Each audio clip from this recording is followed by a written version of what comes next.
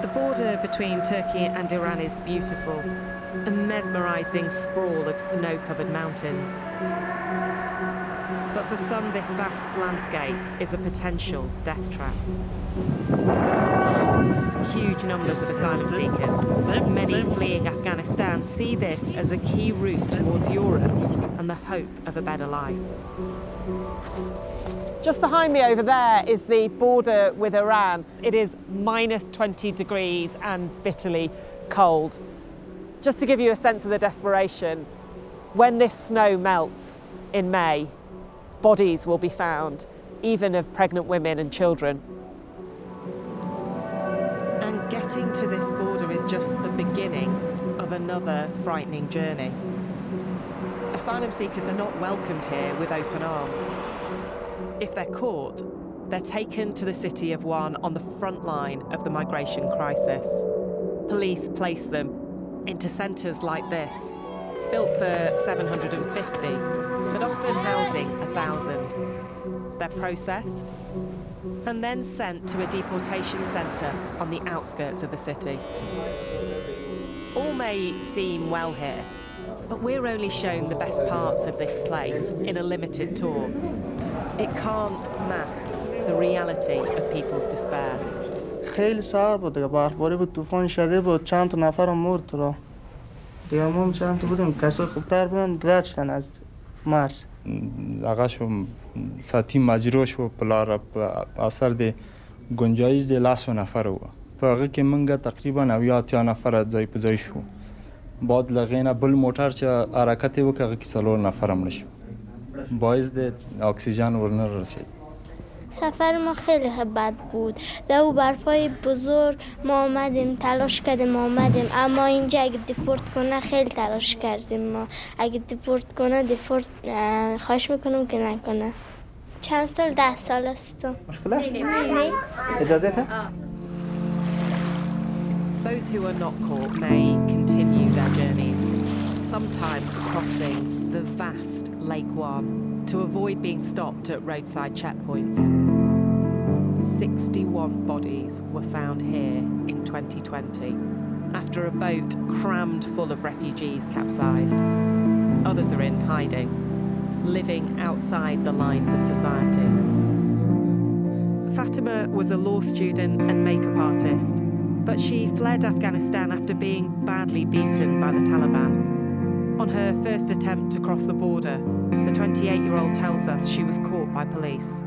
حدوداً 4 ساعت زیر برف باران استاد کردن و مجردی‌ها رو خیلی لطکوب می‌کردن و او فامیلی‌ها که همراه ما بودن فامیلی‌ها رو چیزی نگفتن ولی مجردی‌ها رو لطکوب می‌کردن کیف و لباسشون آتیش می‌کردن همه چیز نشه. Fatima's accusations towards the police have not been verified. She says smugglers attempted to get her across the border again. She navigated a 5-metre deep trench before they took her to the city in a bogus ambulance.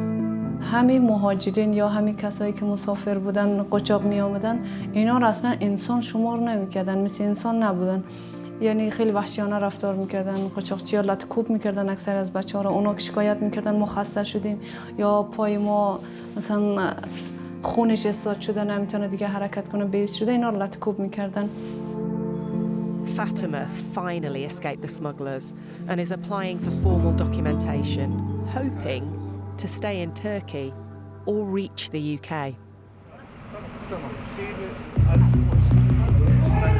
As we're speaking, we get a call. A raid is taking place at a shop house where smugglers hold refugees. This disused building with sheaths of ice on the inside and broken banisters is no home, especially not for the 12 people hiding here in one room. One man prays silently in the corner. This was not the outcome they hoped for.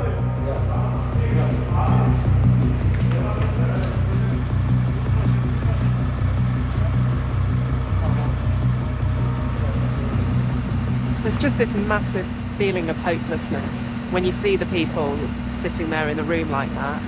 Hopelessness for them if they stay there and they continue with the smugglers. Hopelessness for them now that they've been caught and they're going to the deportation centre. It feels as if there's no obvious solution to any of this. The trauma of getting this far is obvious.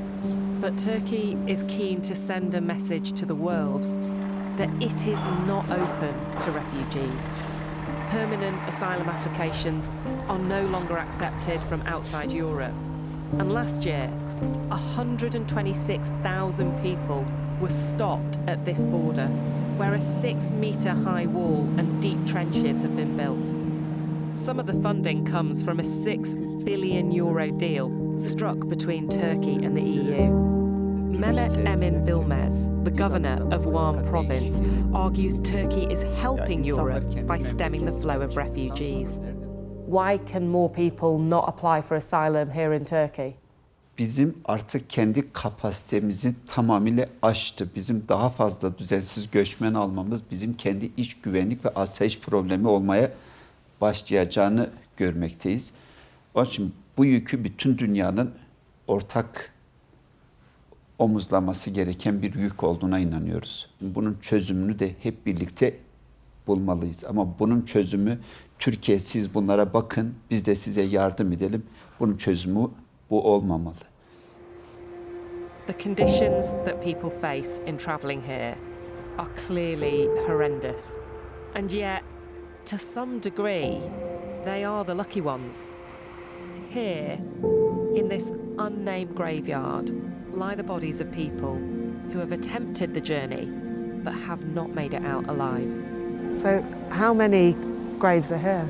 It's hundreds, mostly Afghans and Iranians, and some are from Pakistan as well. Any children? Yeah, there are children, babies. Mostly they die while they are crossing border during the winter time.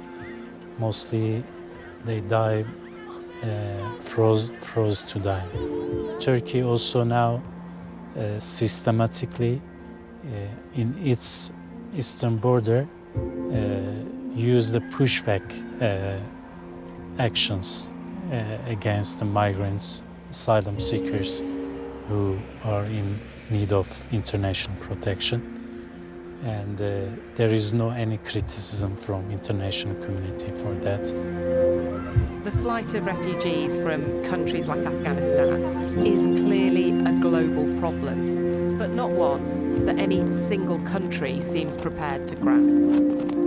The human cost of this crisis will be visible here in spring. 35 bodies were found in 2021, and more are expected this year.